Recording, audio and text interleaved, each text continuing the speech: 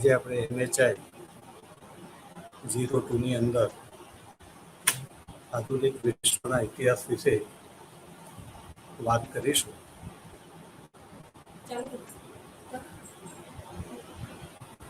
ગઈ વખતે આપણે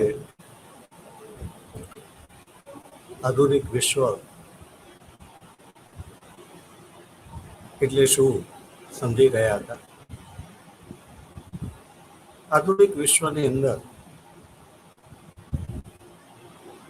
આપણે જોયું કે આખા વિશ્વની અંદર જુદા આધુનિકતા જુદા જુદા સમયે શરૂ થયેલી છે. યુરોપની વાત કરીએ તો નવજાગૃતિ કાળથી આધુનિકતાની શરૂઆત ગણવામાં આવે છે. ભારતની વાત કરીએ તો આપણે કહ્યું તેમ ઘણા લોકો યુરોપિયનોના સંપર્કમાં આવ્યા ત્યારથી આધુનિક કાળની વાત કરે છે. ત્યારે કેટલાક લોકોના મતે ત્રીજા મરાઠા વિગ્રહ 1818માં અંત આવ્યો અને ભારતની અંદર જુદી જુદી પ્રાદેશિક સત્તાઓની અંદર અંગ્રેજો સર્વોપરી બને સાચા અર્થમાં ભારતની અંદર અંગ્રેજી રાજ શરૂ થયું અને 1818થી રાજકીય રીતે આધુનિક વિશ્વના ઇતિહાસની વાત કરવામાં આવે છે. સામાજિક રીતે આપણે જોઈએ તો આપણે બધા જાણીએ છીએ કે આધુનિક ભારતના પિતા આપણે રાજા રામ મોહન રોયને લઈએ છીએ. રાજા રામ મોહન રોય જે છે એમણે ભારતની અંદર સામાજિક ધાર્મિક ક્ષેત્રે પરિવર્તનની શરૂઆત કરી. હયાત સ્થિતિની અંદર બદલાવ કરવા માટેનો જે પ્રયત્ન કર્યો એ આશરે 1813-15થી શરૂ થયો અને ત્યારથી નવા વાતાવરણે ભારતની અંદર એક પ્રવાહની શરૂઆત કરી. એ રીતે પણ આપણે જોઈએ તો 1815-18 આસપાસનો ગાળો કહેવાય અને ભારતની અંદર સામાજિક ધાર્મિક રીતે નવજાગરણ આવ્યું. એટલે રાજકીય રીતે, સામાજિક રીતે, ધાર્મિક રીતે આપણે એ કાળને આધુનિક ભારત એટલે કે વિશ્વની અંદર જે આધુનિક વિશ્વ છે એમાં ભારતની અંદર આધુનિકતાની શરૂઆત ત્યારથી થઈ આપણે કહીએ છીએ. આપણે અહીંયા બરાબર યાદ રાખીશું વિદ્યાર્થી મિત્રો, વાત આપણે આધુનિકતાની કરીએ છીએ અને આધુનિકતાની વાત કરીએ છીએ ત્યારે શું કહીએ છીએ તો આધુનિકતાની અંદર આપણે ધ્યાન રાખવાનું છે કે માનવી જે છે એ માનવીની સુખાકારી એની અંદર વધારો કરવાનો છે અને સુખાકારીની અંદર વધારો કરવાની વાત આવે ત્યારે શરૂઆતની અંદર એને સાધન સંપન્ન બનાવવાની વાત છે. પણ સાથે સાથે એકલો સાધન સંપન્ન હોવાથી માનવી સુખી નથી થઈ જતો. ત્યારે એ માનવી જે છે એનું જેને કહેવાય કે અંતઃકરણ સુખી હોય, એનું હૃદય પ્રફુલ્લિત હોય એ પણ જરૂરી છે.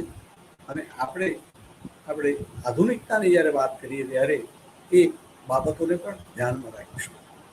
આપણે રાજા રામ મોહન રોયની પ્રવૃત્તિઓથી સામાજિક રીતે આધુનિકતાની વાત કરીએ, નવજાગરણની વાત કરીએ તો કેમ? તો આપણે જોઈએ છીએ કે એમના પ્રયત્નોને પરિણામે ભારતની અંદર સમગ્ર ભારતમાં નહીં, આપણે યાદ રાખીશું, આપણે ઇતિહાસના વિદ્યાર્થીઓ છે, આપણે ક્યારેય એવું વિધાન નહીં કરીએ કે ભારતમાં સતી પ્રથાનો રિવાજ પ્રચલિત હતો.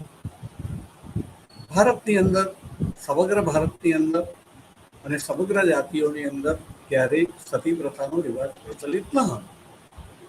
એટલે ઇતિહાસના વિદ્યાર્થી તરીકે આપણે ઐતિહાસિક પરિપ્રેક્ષ્યની અંદર વાત કરીએ તો આપણે આવું વિધાન કરીએ તે ખોટું કહેવાય કે ભારતમાં સતી પ્રથાનો રિવાજ પ્રચલિત.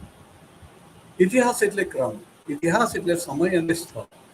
ત્યારે આપણે એવું વિધાન કરીશું, ઐતિહાસિક રીતે આપણે એવું કહીશું કે ભારતની અંદર કેટલાક પ્રદેશોની અંદર કેટલીક જાતિઓની અંદર સતી પ્રથાનો રિવાજ પ્રચલિત અને એ રિવાજ પ્રમાણે સ્ત્રીના પતિનું અવસાન થતા એની જે ચિતા હોય એની અંદર એની પત્ની એ પણ એની સાથે અગ્નિ શયન કરતી હતી અને પોતાની પ્રાણ જે છે એની આહુતિ આપી દેતી હતી. અને જીવતા જીવ અગ્નિની અંદર પોતાની જાતને જલાવી નાખવી એ કેટલું કષ્ટદાયક છે. વધારે એની અંદર આપણે જતા નથી, પણ આપણે કહેવા એટલું માંગીએ છીએ કે કષ્ટની અંદરથી મુક્તિ અપાવવા માટે જે પ્રયત્ન કરવામાં આવ્યો માનવીય, પરિણામે આપણે કહીએ છીએ કે સમયથી આપણે આધુનિકતા તરફ આગળ વધ્યા. આધુનિકતામાં આગળ વધીએ છીએ એટલે કે પ્રવેશ કર્યો, પણ આપણો પ્રવેશની અંદર આપણે સંપૂર્ણપણે આધુનિક નથી થઈ ગયા એ યાદ રાખીશું. આપણે એ દિશામાં પગલું માંડીએ છીએ, પણ એના લક્ષ્ય સુધી પહોંચવાની જ્યારે વાત કરીશું તો એ ભારત હોય કે વિશ્વ, એની અંદર હજી આપણે આધુનિક બન્યા નથી એવું મારું પોતાનું અંગત મંતવ્ય છે. જુદા જુદા વિદ્યાર્થીઓ, અભ્યાસુઓ, ચિંતકો એની સાથે સહમત થાય પણ ખરા અને ન પણ થાય, એ જુદી વાત છે. પણ મારી સાથે સહમત કે અસહમત થતા પહેલા હું જે અર્થની અંદર વાત કરું છું એ ધરી ઉપર આપણે ચર્ચાને સમજીશું. તો આપણે કહીશું કે આધુનિકતાની વાત કરી, પ્રવેશ જરૂર કરેલો છે. એની અંદર બહુ થોડા ઘણા લોકો, આંગળીને વેઢે ગણાય એટલા લોકો એની અંદર આગળ વધે છે. આપણે જે આધુનિકતાની વાત કરવી છે એની અંદર મોટા ભાગના લોકો જે છે ઊંધું કરવું છે કે જે નવજાગૃતિ કાળ આવ્યો ત્યારે આશરે એવું કહેવાય કે 20% લોકો એ સુખી હતા, 80% લોકો દુઃખી હતા. આપણે લક્ષ્ય તો 100%નું છે, પણ એનાથી ઉલટું પણ કરીએ કે 80% લોકો સુખી, 20% લોકો દુઃખી, તો પણ ઘણી મોટી સિદ્ધિ કહેવાય, સફળતા કહેવાય. પરંતુ આજે આપણે અથવા તો એ પહેલાં પણ આપણે ક્યારેય આ પરિવર્તન કરી નથી શક્યા. પ્રવેશ કર્યો છે આધુનિકતા તરફ, એ પ્રવેશની અંદર આપણને સફળતા મળેલી છે, પણ સફળતાની સાથે ટકાવારીની અંદર ફેરફાર થઈ જાય છે. જે દુઃખી હતા એમાંથી થોડા લોકો સુખી થાય છે. બીજી બાજુ જે નવા પ્રવાહો નિષ્પન્ન થાય છે એ નવા પ્રવાહોને પરિણામે જે સુખી હતા એમાંથી પાછા દુઃખી થઈ જાય છે. અને ટકાવારીની દ્રષ્ટિએ જોવા જઈએ તો બહુ લાભો ફેર નથી પડતો. સાધન સંપન્ન થવાય છે. આપણે વાત કરવાની છે સુખની, કે જેમ સતી પ્રથાની અંદર સ્ત્રી જે જીવતી ચિતાની અંદર પ્રવેશ કરે અને એને જે દુઃખ થાય, એ દુઃખ જે છે તમે એની કલ્પના નથી કરી શકતા.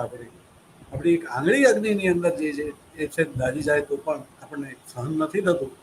આખું ને આખું શરીર એની અંદર જે છે ભડભડ બળી જાય, કેટલી વેદના થાય. એની અંદરથી બહાર કાઢવા માટે સતી પ્રથા ને નાબૂદ કરતો કાયદો પસાર. આવી જ રીતે સમય બદલાયેલો હતો. હું આ સ્પષ્ટ કરીશ કે સમય બદલાયેલો. એ બદલાયેલા સમયની અંદર જે લગ્નો થતા હતા, બાળ લગ્નો, એ બાળ લગ્નો ઘણા બધા લોકો માટે કજોડા થતા. એને પરિણામે ઘણા લોકોનું જીવન જે છે કષ્ટમય બનતું હતું. ત્યારે બાળ લગ્નોને પણ નવા પરિપ્રેક્ષ્યની અંદર, નવા આયામની અંદર બંધ કરવાની જરૂર હતી, સમયની માંગ હતી. હું એમ નહીં કહું કે બાળ લગ્નો કાયમ માટે એ ખરાબ હતા. એ કોઈક સમયની અંદર સમયની માંગ હતી, લોકોની જરૂરિયાત હતી, એ કયા કારણે એ બધાની સ્પષ્ટતા અત્યારે આપણે નથી કરતા, પણ સમાજના લોકો જ્યારે કંઈ પણ કરે છે ત્યારે એમની પણ કોઈ ગણતરી હોય છે. કરનારા લોકો જે છે એ પણ કંઈક શાણા હોય છે. એવું નથી હોતું કે એ લોકો મૂર્ખ હોય છે. એમની પરિસ્થિતિ, એમની સ્થિતિ અને એમનું ગણિત એ પ્રમાણે એ લોકો ચાલતા હોય છે. પણ અહીંયા વાત એ છે કે જ્યારે સમય બદલાય છે ત્યારે સમયની સાથે બદલાવું જરૂરી હોય છે, પરંતુ બધા જ લોકો એની અંદર બદલાઈ નથી શકતા.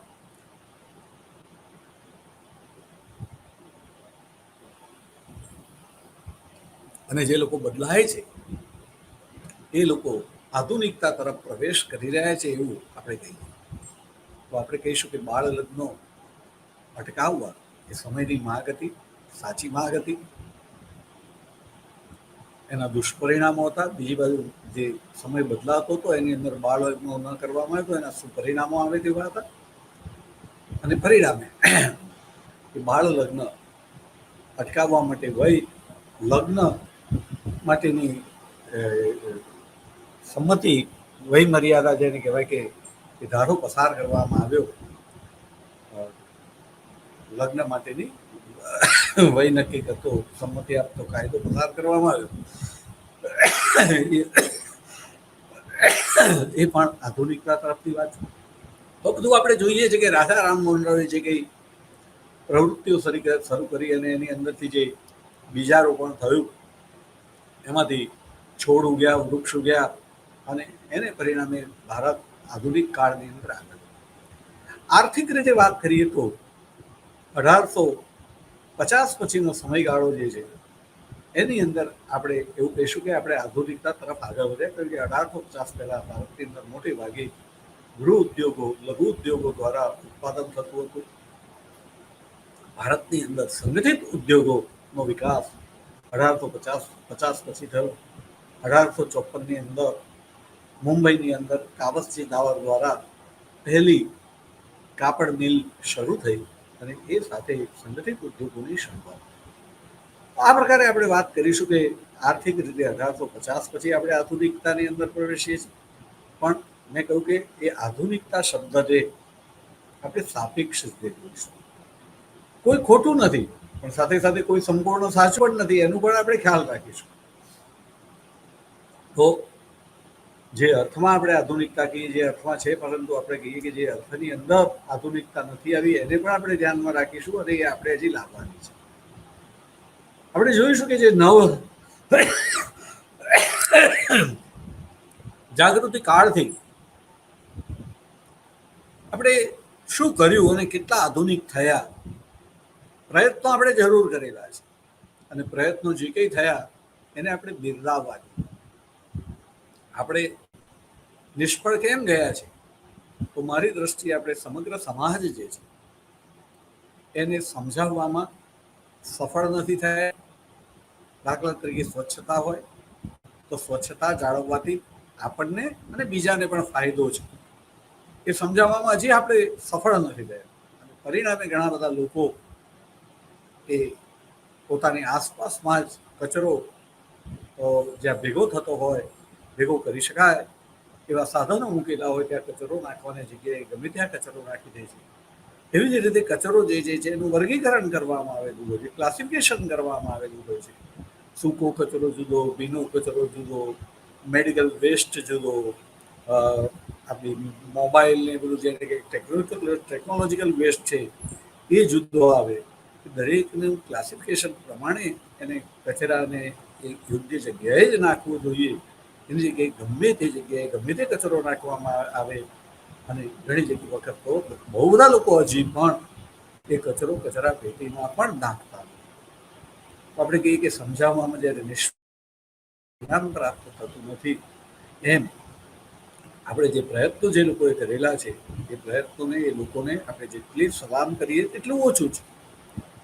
પરંતુ તેમ છતાં આપણે આધુનિક સમાજની વાત કરીએ તો એટલું કહીશું કે હજી આપણે આધુનિકતાની અંદર આધુનિક સમાજનું નિર્માણ પ્રવેશ કર્યો છે પણ નિર્માણ નથી કરી શક્યા. અને એ નિર્માણ વિદ્યાર્થી મિત્રો હજી તમારે પણ કરવાનું છે. તમે જ્યારે પણ આગળ વધો ત્યારે તમે એવી વ્યવસ્થા કરજો. તમે શિક્ષક થાઓ, અધિકારી થાઓ, જે કંઈ થાઓ, ત્યારે એવી રીતે સમાજને નિયંત્રિત કરવાનો પ્રયત્ન કરો કે જેથી આધુનિક સમાજનું નિર્માણ. આધુનિક સમાજનું નિર્માણ ત્યારે જ થાય કે આપણે આધુનિક, જેને કહેવાય કે જે ભૌતિક વિજ્ઞાનીઓ છે, એ ભૌતિક વિજ્ઞાની જે આપણને આધુનિક યુગની અંદર પ્રવેશ કરાવ્યો છે, એની સાથે સાથે સામાજિક વિજ્ઞાનોનો જેટલો વિકાસ થવો જોઈએ એટલો વિકાસ થયેલો નથી. માણસ સામાજિક દ્રષ્ટિએ જે છે આધુનિક નથી બનતો, અને એને પરિણામે આજે પણ ભણેલો ગણેલો વ્યક્તિ જે છે એ દહેજ લેતો, ભણેલો ગણેલો વ્યક્તિ જે છે પોતાની એ સત્તા એ લોકોની સેવા કરવા માટે છે એ સમજવાને બદલે આ સત્તા એક રોપ જમાવવા માટે છે. સત્તા જાણે કે લોકોને પીડવા માટે છે. અને જે કોઈ વ્યક્તિ સત્તા ઉપર પાસે આવે ત્યારે એ પોતાના દુઃખની અંદર ઘટાડો કરીને પાછો જવો જોઈએ. એની જગ્યાએ સત્તા પાસે આવવાથી એ પોતાના દુઃખમાં વધારો કરીને પાછો જતો હોય છે. ત્યારે આપણે આધુનિક બન્યા છીએ એવું કઈ રીતે કહી શકીએ? એટલે આપણે આ સામાજિક રીતે આપણે હજી વર્તન એવી રીતે વિકસાવવાનું છે કે આપણે આધુનિક. તો વિદ્યાર્થી મિત્રો, આપણે જોઈશું વિશ્વની દ્રષ્ટિએ આપણે વાત કરીએ તો નવજાગૃતિ કાળ અંદર એક આશા જન્મી કે માનવી હવે આધુનિક બનશે, આધુનિક સમાજનું નિર્માણ થશે. આધુનિક સમાજ એટલે જે સમાજની અંદર મોટા ભાગના મનુષ્યો જે છે એનું જીવન, એની અંદર પ્રતિકૂળતાઓ ઓછી અને અનુકૂળતાઓ વધારે હશે. એને પોતાને જીવન જીવવાની જે સગવડો જે છે જે સરળતાથી પ્રાપ્ત કરી શકતો હશે, અને સાથે સાથે એ એવા પણ કાર્યો કરતો હશે કે જેને પરિણામે એનું અંતઃકરણ, મન એ તૃપ્ત. મને કહેવાનું મન થશે કે આધુનિક કાળની અંદર કેટલાક લોકો, જેને બહુ બધા લોકો આધુનિક કહે છે, પણ શું ખરેખર એ આધુનિક છે? આપણે જરા વિચાર. દાખલા તરીકે એક વ્યક્તિ છે, મુકેશ અંબાણીની જ વાત, તેમની પાસે જે છે ઢગલો પૈસા છે, ઢગલો તમામ પ્રકારની સંપત્તિ છે, પણ આપણે જોવાનું કે ભાઈ મુકેશભાઈ કોણ છે? મુકેશભાઈ એટલે તો જેણે મુકેશભાઈનું સર્જન કર્યું છે, એમણે મુકેશભાઈને દુનિયાના બીજા તમામ માનવીઓ કરતા એક જુદા બનાવ્યા છે. અને જુદા એટલે કે જે કામ કરવાથી, જે કામ એમને કરવું પડે એ નહીં, પણ જે કામ કરવાથી એમનું મન, એમનું હૃદય એ પ્રફુલ્લિત હોય. તો એ મન અને હૃદય ક્યારે પ્રફુલ્લિત હોય? તો આપણે વિચાર કરવાનો કે દિવસ એ 24 કલાકનો છે. 24 કલાકની અંદરથી 8 કલાક દરેક જણે પોતાના શરીરને આરામ આપવો પડે, અને એ આરામ માટે આપવા માટે રાત્રે સૂઈ જવું. કોઈ પણ ઉંમરનો વ્યક્તિ હોય, મારી દ્રષ્ટિએ ઘણા બધા લોકો કહે છે કે 6 કલાકની ઊંઘ મોટા ઉંમરના લોકો માટે પૂરતી છે. કેટલાક લોકો માટે એમ કે 4 કલાકની ઊંઘ પૂરતી છે. હું કહીશ કે ના, વ્યક્તિ કોઈ પણ, એ દરેક વ્યક્તિ જો પોતાના શરીરને યોગ્ય શ્રમ આપશે, એને શરીરને થાક લાગે એવી પ્રવૃત્તિ કરશે, તો ઉંમર કોઈ પણ હોય, 8 કલાકની ઊંઘ એને જોઈશે. 8 કલાકની ઊંઘ લીધી, 24 કલાકનો દિવસ છે, 8 જતા રહ્યા 16 કલાક. 16 કલાકની અંદરથી બીજા 8 કલાક એ તમારે જીવન જીવવા માટે અર્થોપાર્જન પાછળ ખર્ચવા છે. 8 કલાક જે છે એ બિલકુલ ફોકસ સાથે અર્થોપાર્જન પાછળ ખર્ચવાના છે. 8 કલાક ખર્ચ્યા તો 8 અને 8 16 કલાક થઈ ગયા. બાકી રહ્યા 8 કલાક. એ 8 કલાકની અંદર ખાવું, પીવું, બ્રશ કરવું, કુદરતી હાજતે જવું, તમારે નોકરી કરવા જવું છે તો ઘરેથી નોકરી જવું, નોકરીએથી ઘરે આવવું, હવે જુદા જુદા તમારા ફરજિયાત કામો છે કે જેની અંદર કોઈ ઓપ્શન નથી. એ 8 કલાકની અંદરથી આ બધા કાર્યો પાછળ આપણે જોવા જઈએ તો 6 કલાક જતા રહેતા હોય છે. 2 કલાક પણ જો તમે બચાવી શકો અને એ 2 કલાકની અંદર તમે પોતે એવી પ્રવૃત્તિ કરો કે જે પ્રવૃત્તિ તમારા મન અને હૃદયને ગમતી હોય અને એ તમને ઈશ્વરે આપેલી કુદરતી ભેટ હોય. કારણ કે ઈશ્વરે દરેકને નું સર્જન જુદું જુદું કર્યું છે. આનંદ કેવી રીતે આવે? કોઈને સંગીત સાંભળવાથી આનંદ આવે, કોઈને ચિત્ર દોરવાથી આનંદ આવે, કોઈકને કોઈક વસ્તુનું રમકડાનું કે કોઈ પણ વસ્તુનું સર્જન કરવાથી આનંદ આવે. એ નેચરલ આનંદ. એ પ્રવૃત્તિ કરવાથી તમને જે સંતોષ થાય એ સંતોષ અર્થોપાર્જનથી ના થાય. અર્થોપાર્જન એ તમારા માટે કમ્પલસરી છે, પેલામાં કમ્પલસન નથી. એ તમારી હોબી હોય, નેચરલ, એ કુદરતે તમને આપેલી. કે તમે એ હોબી કઈ છે. આજે આપણે આધુનિક નથી એવું હું એટલા માટે કહું છું કે ઘણા લોકોને તો એ પણ ખબર નથી કે પોતાની અંદર આવી કઈ ખૂબી છે કે જે માણવાથી તમે જે છે તમારું અંતઃકરણ ગદગદિત થઈ જાય છે, ખુશખુશાલ થઈ જાય છે. દરેક લોકો પોતાને જે કરવા પડે તે કામની પાછળ જ પોતાના 24 કલાક આપી દે છે. ઘણા લોકોને આપણે સંપત્તિ તો કેટલી જોઈએ તેનો કોઈ માપદંડ રાખ્યો નથી. Sky is the limit. અને દરેક જણ સ્પર્ધામાં હોય. મુકેશ અંબાણી પણ એને જે પૈસા પ્રાપ્ત થયા હોય એનાથી સંતુષ્ટ ન હોય.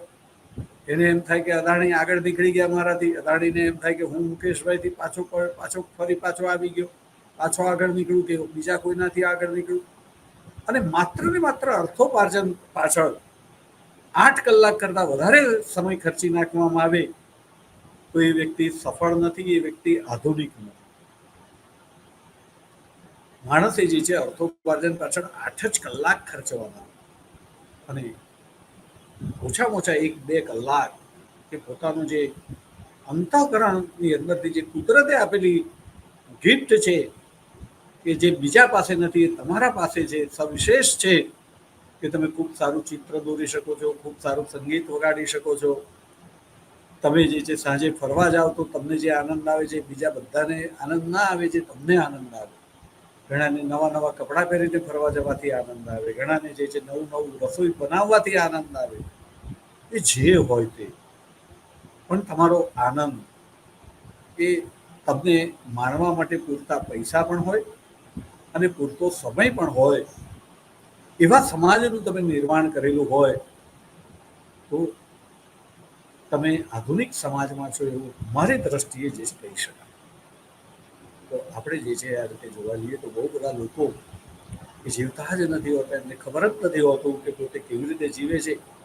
એ કોઈ એક ક્ષેત્રની અંદર જઈને એ સમય એમને મજબૂર કરેલા છે, એની અંદર પોતાના કલાકો નાખી દે છે અને કોઈ એક ક્ષેત્રમાં સફળ થવાથી પોતાને એમ સમજે છે કે હું સફળ છું, કે હું આધુનિક બની ગયો છું. તો મારી દ્રષ્ટિએ બહુ મોટામાં મોટો ભ્રમ છે વિદ્યાર્થી. કંઈક લોકો જે છે સંપન્ન છે, પોતાના પરિવારને પણ સમય નથી આપી શકતા. તમે બાળકને જન્મ આપ્યો તો તમારે જે છે પિતા કે માતા તરીકેનો રોલ અદા કરીને એને ચોક્કસ સમય આપવો જોઈએ. એની જગ્યાએ એ લોકો પૈસા એટલા બધા કમાય છે, બાળકોને સાધનો આપી દે છે અને સાધનો આપીને એમ સમજે છે કે અમે બાળકોને ઘણું બધું આપી દીધું, પણ બાળકોને બાપ નથી મળતો, બાળકોને માં નથી મળતી. સુખી માણસો જ્યાં સુખી નહીં કહું, સાધન સંપન્ન માણસો છે એ બાળકોને સાધનો આપે છે, સાધનોથી સંપન્ન બનાવે છે, સારામાં સારી સ્કૂલમાં એડમિશન અપાવે છે.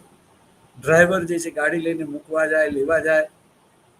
કોઈકની દ્રષ્ટિએ સુખી માણસ, પણ ના, એવું નથી. એ સુખી છે એવું નથી.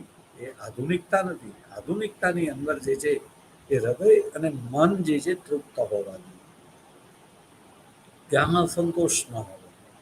તો વિદ્યાર્થી મિત્રો, આપણે સામાજિક વિજ્ઞાન જે છે એનું ખૂબ મહત્વ છે. આપણું સામાજિક વિજ્ઞાન એનો હજી ખૂબ વિકાસ કરવાનો છે. પદાર્થ વિજ્ઞાન અને ભૌતિક વિજ્ઞાને જેટલો વિકાસ કરેલો છે એટલો સામાજિક વિજ્ઞાનનો વિકાસ થયેલો નથી.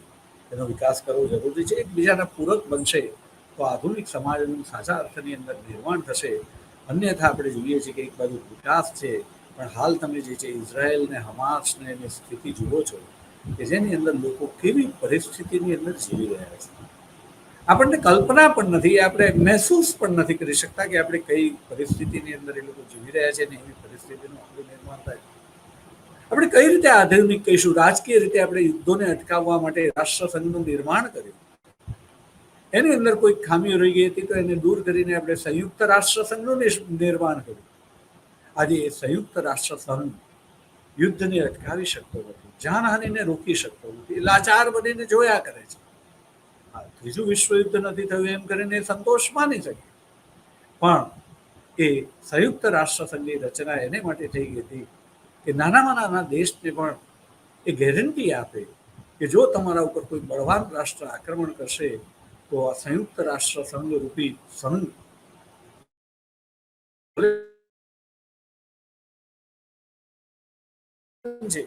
એ સંગઠન ગમે તેવી શક્તિ દે, કોઈ નાની શક્તિના ઉપર અનધિકૃત રીતે જે છે એ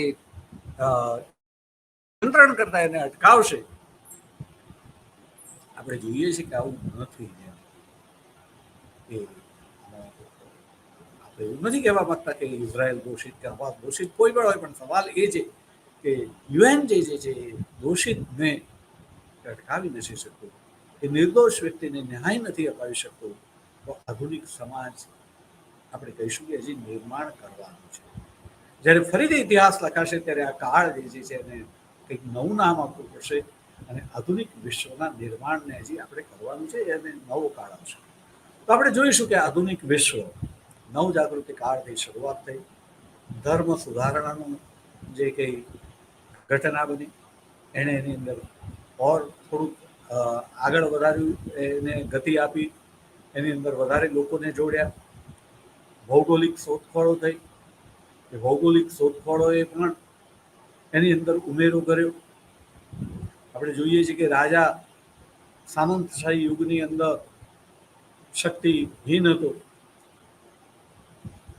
પોપનું જ્યારે વર્ચસ્વ હતું, ધર્મનું વર્ચસ્વ હતું, ત્યારે પણ રાજા જે છે નિર્બળ હતો, એ રાજા હવે શક્તિશાળી થયો.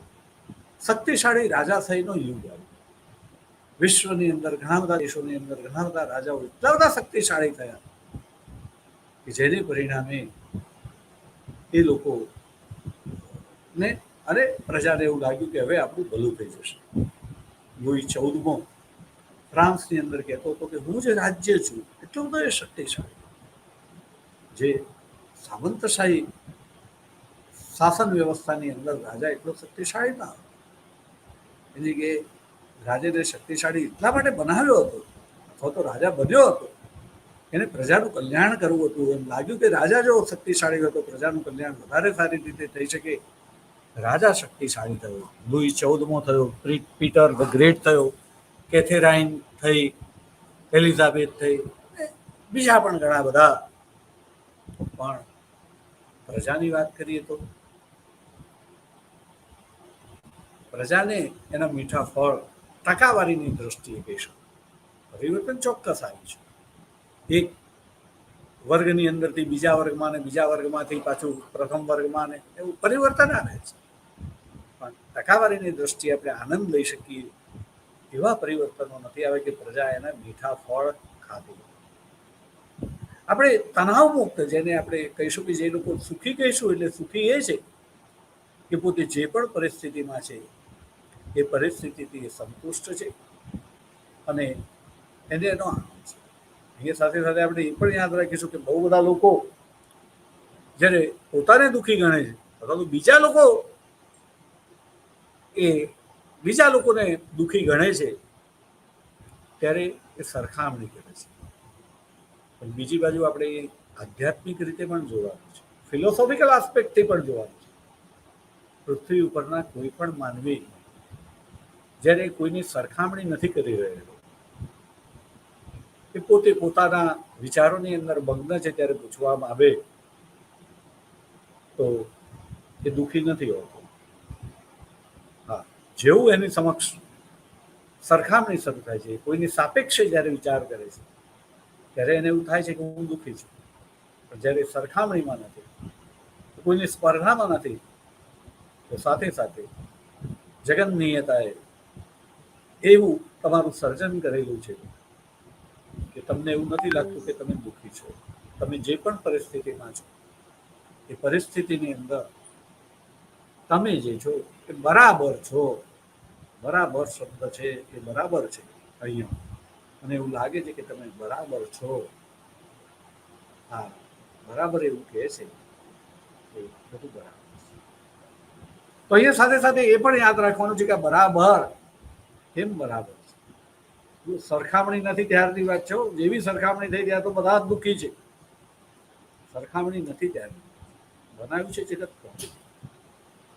પૂર્ણ એ બનાવ્યું છે. પૂર્ણ પુરુષોત્તમ નહીં બોલું, પણ જેણે પણ બનાવ્યું છે તે પૂર્ણ છે. અને પુરુષોમાં ઉત્તમ છે એ રીતે પુરુષોત્તમ કે ધાર્મિક રીતે પુરુષોત્તમ નહીં, એ રીતે એની રચના જે છે પૂર્ણ છે. તમે કોઈની સરખામણી નથી કરતા તો તમને તમારી સ્થિતિથી સંતોષ છે. બહુ બધા લોકોને પૂછી આવો કે તમને મુકેશ અંબાણી થવાનું સ્વપ્ન આવે છે? એમને થવું જ નથી. એમને એવો કોઈ ગોલ જ નથી કે આપણે મુકેશ અંબાણી સુધી જવું. એ છે એના કરતા થોડુંક આગળ વધવું એટલું કદાચ એમનો લક્ષ્ય હોય. એક નોકરી પણ થોડીક મળી જાય ખાલી, પછીની વાત જુદી છે, પણ મળે ત્યારે એવું લાગે છે કે બસ મારા દુઃખ દૂર થઈ જાય. પછી પાછું એની સ્થિતિ બદલાય જુદી વાત છે. પણ કહેવાનો ભાવાર્થ એ છે કે ઉપરવાળાની રચના એવી છે કે તમે જે સ્થિતિમાં હોય એ સ્થિતિની અંદર તમે સંતોષ પ્રાપ્ત કરી લો છો. જો સરખામણી ના કરો તો, સરખામણી એટલે કે સ્પર્ધા, સ્પર્ધામાં ના ઉતરો. આજે મારી દ્રષ્ટિએ જો કોઈ હોય તો આ જગતની સૌથી મોટામાં મોટી કોઈ સમસ્યા હોય તો એ સ્પર્ધા છે. અને સ્પર્ધાની અંદર આપણે એવું ઠસાવી દીધું છે કે ફલાણાની પાસે જે છે આ 2 ગાડી છે એટલે એ સુખી છે, ફલાણાની પાસે આવું છે એ સારા કપડાં પહેરે છે એટલે સુખી છે, ફલાણું જે છે આમ કરી શકે છે માટે સુખી છે. ના, એવું નથી. તમે જે છે એ તમને જે એની અંદર તમને સુખ છે જ, કારણ કે તમારી રચના, તમારી આસપાસની પરિસ્થિતિ પણ ઉપરવાળાએ નિર્માણ કરેલી છે. તમને એ પરિસ્થિતિની અંદર પણ એને જે આપ્યું છે એની સામે જો આપણે જોઈએ તો આપણને ઘણું બધું મળેલું હોય છે. અને એને જો માણીએ, આપણને મળેલાને માણીએ તો આપણે સુખી છીએ. કોઈને સરસ જે છે કંઠ મળેલો હોય, એ સરસ ગાઈ શકતો હોય, અને છતાં એને એમ થાય કે ના હું ચિત્ર તો નથી દોરી શકતો, અને એમ દુઃખી થઈ જાય તો એના માટે આપણે ન કરી શકીએ. તો એ સરખામણી થઈ ગઈ. એટલે એકબીજાની સરખામણી નથી કરવાની. મિત્રો, આધુનિકતાની અંદર જ્યારે પ્રવેશવું હોય ત્યારે આપણે પણ જાતે જે છે સમજદાર થવાનું છે કે આપણું સર્જન કરનાર જે છે લાયક છે, અને લાયકે જ્યારે આપણું સર્જન કર્યું છે ત્યારે આપણે પણ લાયક જ છીએ, આપણે નાલાયક છીએ જ નહીં. આપણે જે છે બીજાની સરખામણીની અંદર જરા પણ આપણે કમ નથી. આપણી પાસે જે જોઈએ તે બધું ભરપૂર છે. અને પરિણામે આપણે કહીશું કે આધુનિક રીતે તો એ રીતે આપણે જોઈશું કે રાજાશાહી એ શક્તિશાળી છે. એ શક્તિશાળી રાજાશાહીને પરિણામે કેટલાક પરિવર્તનો આવે, પણ છતાં ટકાવારીની દ્રષ્ટિએ જે આવવા જોઈએ તે ના. આગળ જતાં આપણે જોઈએ છીએ કે રાષ્ટ્રવાદ આવ્યો, રાષ્ટ્રવાદનો વિકાસ થયો. લોકોને એવું લાગ્યું કે આપણે દેશ જે છે એની અંદર જેટલો રાષ્ટ્રવાદ આગળ વધશે એટલો દેશ સુખી થઈ જશે. અને રાષ્ટ્રવાદના અનુરૂપ ઘણા બધા રાષ્ટ્રોની રચના થઈ. રાષ્ટ્રોની રચના થઈ, પ્રજા ઠેરની ઠેર. એનાથી આગળ વધીને વાત કરીએ કે રાષ્ટ્રવાદ પછી લોકશાહી આવી. લોકોને એવું લાગ્યું કે લોકશાહી એટલે લોકોનું શાસન. અબ્રાહમ લિંકનની વ્યાખ્યા પ્રમાણે for the people, of the people, by the people. વ્યાખ્યા બધાને ખબર, પણ કોઈને એવું લાગે છે કે આ શાસન જે છે આપણું છે, આપણા માટે છે, આપણા દ્વારા ચાલે છે? નથી લાગતું. ત્યારે લોકશાહી નિષ્ફળ ગયેલી લાગે. હજી એની અંદર પરિવર્તન કરવાનું જરૂરી લાગે. અને રશિયાની અંદર કાર્લ માર્ક્સના વિચારો પ્રમાણે સામ્યવાદ હતો. એવું લાગ્યું કે લોકશાહી દેશોમાં મૂડીવાદ હતો ને મૂડીવાદ એ લોકોની સમસ્યાઓનું કારણ હતું. લોકશાહીને જગ્યાએ સામ્યવાદી શાસન વ્યવસ્થાનો પ્રયત્ન કર્યો. સામ્યવાદ ટેમ્પરરી એવું લાગ્યું કે બધાને રોટી કપડા મકાન મળી જાય છે, બધા સુખી. રશિયામાંથી ગરીબી નાબૂદ થઈ ગઈ, બેકારી નાબૂદ થઈ ગઈ, સુખ પ્રજા તેને અને પરિણામે આપણે જોઈએ છીએ કે બહુ બધા દેશોમાં સામ્યવાદ એને પ્રજા નાબૂદ કરવા માંગતી હતી. એ દેશોની પ્રજા જ સામ્યવાદ પણ નિષ્ફળ. મિત્રો, હજી આગળ વધવાનું છે. પ્રજા જે છે એને સુખી કરવાની છે. આપણે આધુનિક નિર્માણ કરવાનું છે. કેવી રીતે થશે? જેટલી આપણે સમજણ જે છે એમાં વધારો કરીશું, આપણે કુદરત જે છે એને સમજી શકીશું. કુદરત એની અંદર ભગવાનને ખોળવા નથી જવાનું. ખોળવા જઈશું તો નહીં મળે. પણ જો આપણે કુદરતને જોઈશું તો એ કુદરતની એની જે બનાવેલી રચના છે એ રચનાને જોતા જ આપણને એ સર્જનહાર કોણ છે, શું કરે છે, એની ઈચ્છા શું છે, એ બહુ જ આસાનીથી સમજી જાય છે. અને આસાનીથી સમજીને જે લોકો જીવે છે એ બધા જ સુખી થઈ જાય છે. હું આશા કરું કે વિદ્યાર્થી તમે લોકો પણ એ બહુ ઝડપથી સમજી જશો, તમે સુખી થશો. બસ આજે આપણે આટલું જ સમય થયો હોવાથી અહીંયા અટકી છું. ભારત માતા કી જય. સર્વે સંતો